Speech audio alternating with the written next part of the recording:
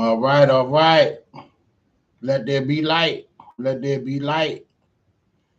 Let's go. It's 12 o'clock, high noon. Yes, sir. Adjust this camera right quick. Okay.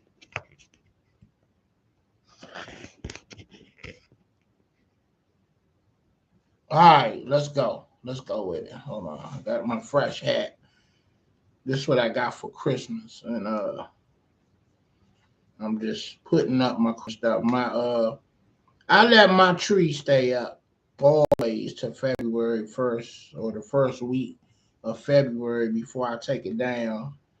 And after 3 weeks, my wife was done with it into January. So I come home one day from work and the tree down. So everything thrown in bags and. So I just emptied my Christmas bag and all my stuff was in it from Christmas that I received. So that's why I'm rocking my sweater, you know what I'm saying? My Christmas sweater. And just so happenly I had that hat already and it's blended with it's blended with the sweater. You see the drip? You see that? Yeah, see I already had that. So I got a whole lineup of gear. So that's what I'm saying, and that's what I'm defending about. I'm not throwing away my gear. You know what I'm saying? Just because they done changed the name. I done spent too much money on my. You know what I'm saying? So look at that. I got drip for you. I'm actually modeling for y'all, man. Y'all ain't even really feeling it. I see Charlemagne the God had a scarf for him. You know, uh, I haven't really seen nobody on here rocking scarves. So I think that's my one of my uniqueness of coming on here in front of this camera. I'm giving y'all some scarf variations. And and just rocking them out, looking stylish. I'm on my Kevin Samuels, but in a different way. Everybody like coming on here looking, uh, dressing down, if you will, and he's on camera dressed formal. So I'm like, all right, well, how can I blend the two? So it's always a classy look when you got a scarf on. You know what I'm saying? It's something prestigious about a scarf, that add to your ensemble of how you put it on. It just give it a prestige look and flavor, as far as I'm concerned. You know what I'm saying? So anyway, all right, we are fourth day. This the fourth day into Black History Month, and I'm on my Tom Joyner. A lot of people don't know who Tom Joyner is, so let me enlighten you. Tom Joyner is a DMV radio personality that used to be on 102.3. Russ Pod, Donnie Simpson, and Tony Perkins is the stars over there with Alfredus and I forget the other guy named the DJ. They've been a crew together like for over 10 years. And I forget his name. What is that guy name? The DJ. I'm sorry, bro. I can't remember it right off. But it'll come to me. It'll come to me. Hopefully before the end of the video. But um, I highlighted Lee's Flower Shop on U Street. It's been in business 76 years since 1945, something like that, and was since the 70s. Something like that. The parents, the grandparents bought the building at some point, opened it up, and it's been a flower shop business for the duration, and now the third generation is running the shop on U Street. So for Valentine's Day, let's give one of our landmark staples some business and blow them up because they've been in the community uh, providing beautiful flowers for years.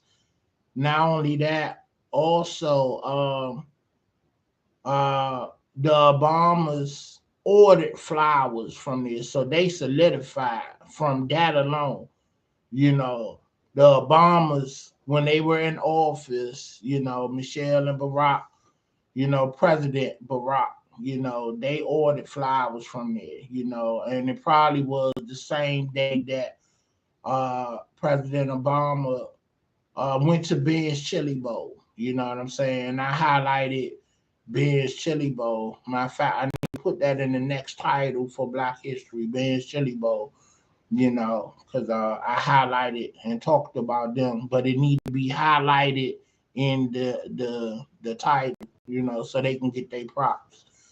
Um, yeah, but let's get to Jericho. You know, Jericho Church. I was actually not a member, but I've been there frequently. And matter of fact, I saw Israel Houghton there in concert. Uh, uh, Kurt Franklin was there in concert. I saw T.D. Jakes there when he spoke there. So I had some memories of Jericho, and I met Miss Peoples before she died, and the current son, the last sibling, I think his name Jeremiah or Jeremy. Anyway, our sons used to take karate lesson at the what is the it's a rec center over there. I forget that off Bright Seat Road.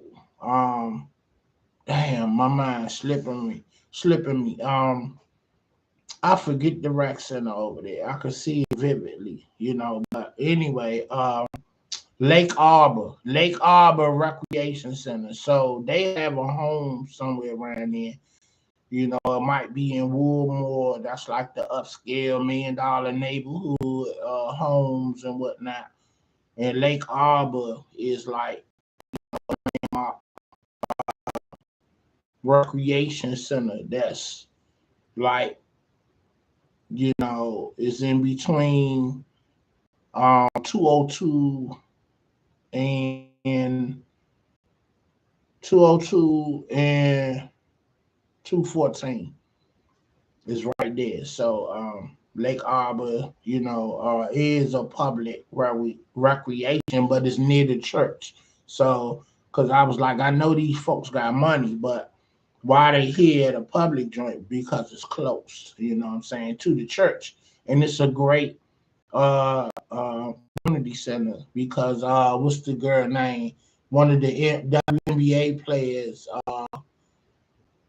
she runs her camp all year round.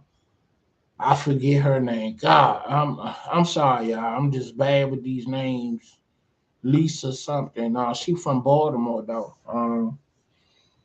She played with the. I can't even tell you. I'm sorry. But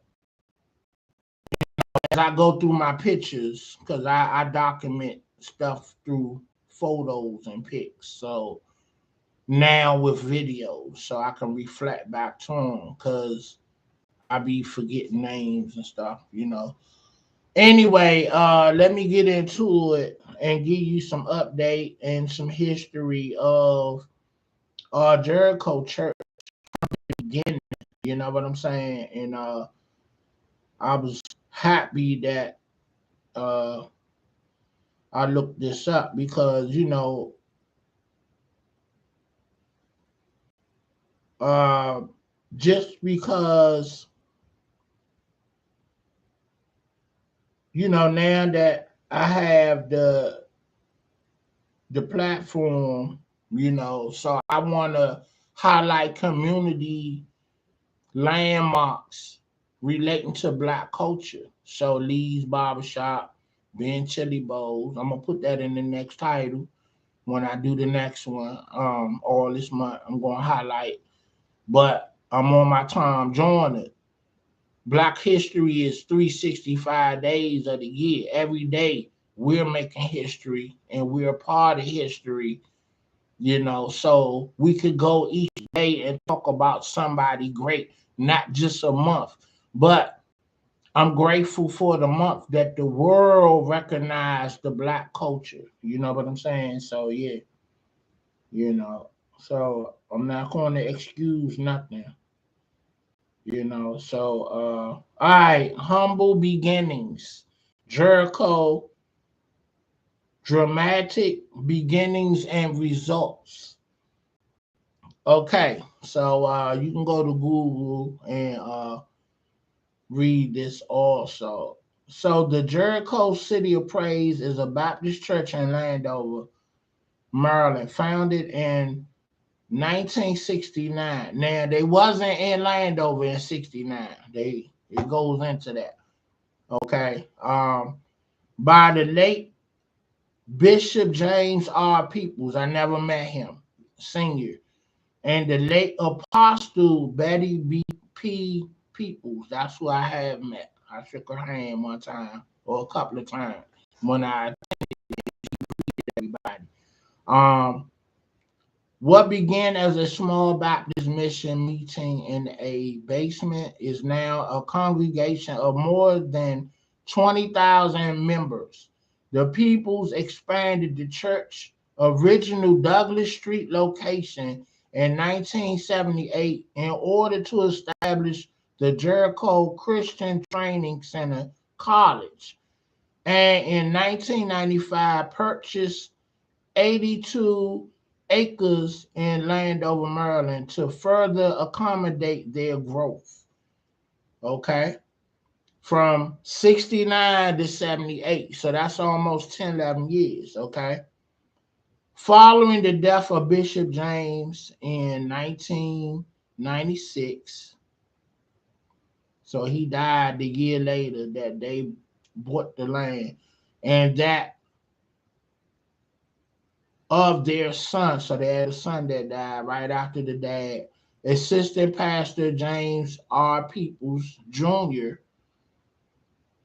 in 1997.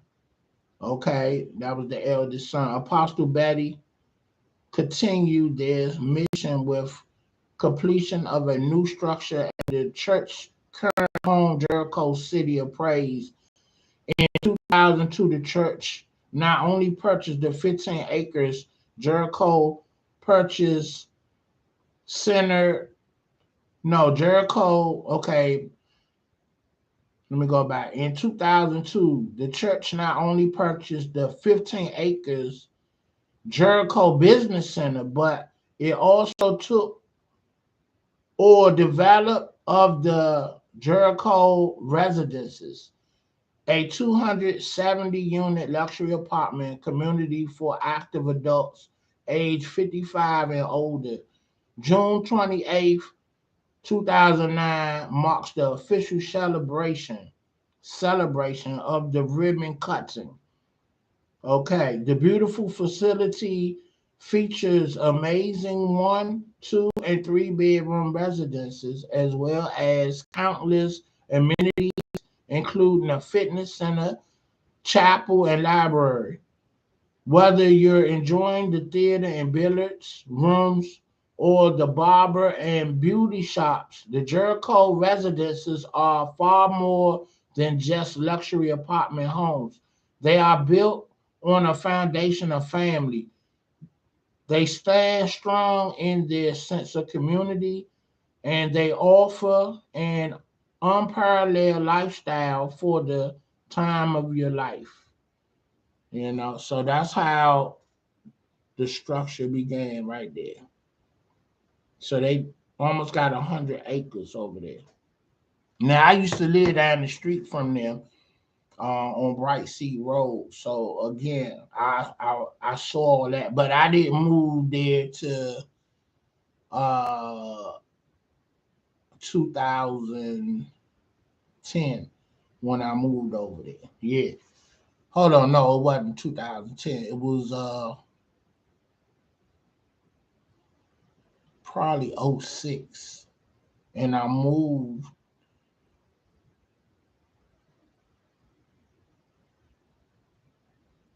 Had to be, hold on. When did I move there? I moved there in 2000, and I left in 2014 when me and my new wife purchased a home. So yeah, so I was there about 14 years in the Landover area. You know what I'm saying? But I've been a Maryland resident since '03 when I moved over in Forest Creek back in the day. Um, but then it wasn't even Forest Creek because we lived in an apartment complex. When you come in right there off, it done changed so many names. I don't even remember the name that it was when I lived there. So been so long ago. Anyway, Forest Creek. If you know where Forest Creek off of Hillmar Drive, whatever that first complex was, that's where I lived at first. When I first moved to Maryland, became a Maryland resident. But I'm always DC to the heart. I'm born and raised. My family still live there, and that's where my legacy, uh, you know, is. That's where it's from. When you trace back David Chambers, all of us, except for my son. Even though he born in DC, he raised in Maryland. But we went out. I remember my nephews was teasing him, calling him a Maryland Bama, right? Because that's what we used to call the guys in Maryland back in the day when I was growing up. If you was from Maryland, you was a Bama, and I don't know who started that, but that's how it was. We used to tease our cousins and them, and they were like, "Oh, y'all DC Bama's," so they was getting at my son, my nephews, and he flicked out on them. He was 6. He was like, "I'm from the hood. I'm from DC. I go to grandma's house every day." And he was right. He was like, "I'm from the hood. I go to grandma's house every day. What you talking about?" You know?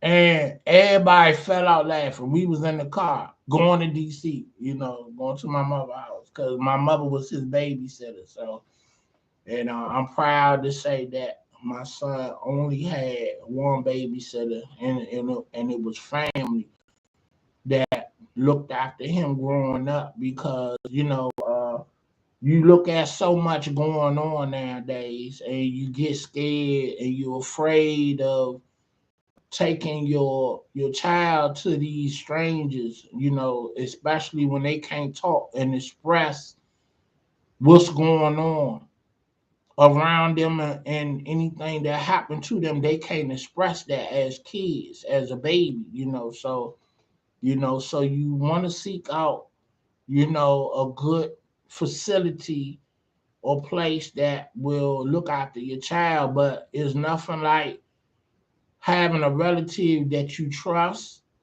and that's going to take care of your child, and that person was my mom, so I'm grateful for that, and love